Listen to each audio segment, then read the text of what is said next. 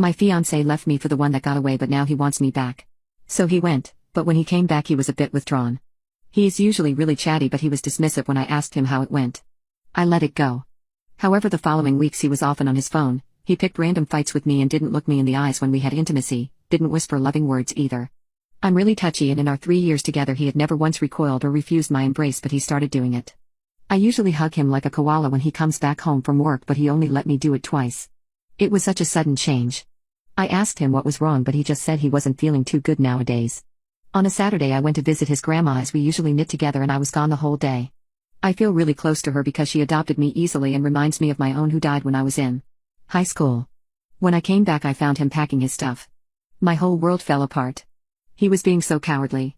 He told me he was sorry for making me suffer like this, but sometimes life gives you a second chance and you have to recognize it for what it is. That he loved me, but when he met his ex, he realized the feelings weren't the same. He said he regretted letting go of her. That he had found himself again. That it had been a difficult choice for him, but he had to take this chance. His ex wanted him back. She had realized what she had lost and risked losing for good when he told her he was getting married. He supposedly refused her at first, but as time passed, and they talked together, his old feelings came back. He hoped I would forgive him one day and understand. I cried as he was talking. It sounds stupid, but it was as if it was a stranger in front of me. He said he would still pay rent and part of the bills until our lease was up and I could find another place. He makes a lot more than me and I wouldn't be able to afford living in our apartment on my own. I begged him not to make this mistake, that he was being fooled by an idealized memory of their past together, that he was having cold feet. But he was like a wall, he didn't even look at me. At about 10 p.m. there was a truck outside with one of his friends waiting for him. He apparently came to help him move. I wasn't really close with that particular friend, but he did seem sorry for me. Mark hugged me goodbye and left. I hadn't cried that hard in years. I slept in our spare room not to feel the emptiness of our room with his things gone. I sank to the deepest pathetic depths and tried to call him, but it went to voicemail. I had no idea where he went, but assumed he was now living with his ex after 3 weeks of talking again. How ridiculous. I'm really lucky to have supportive friends and family.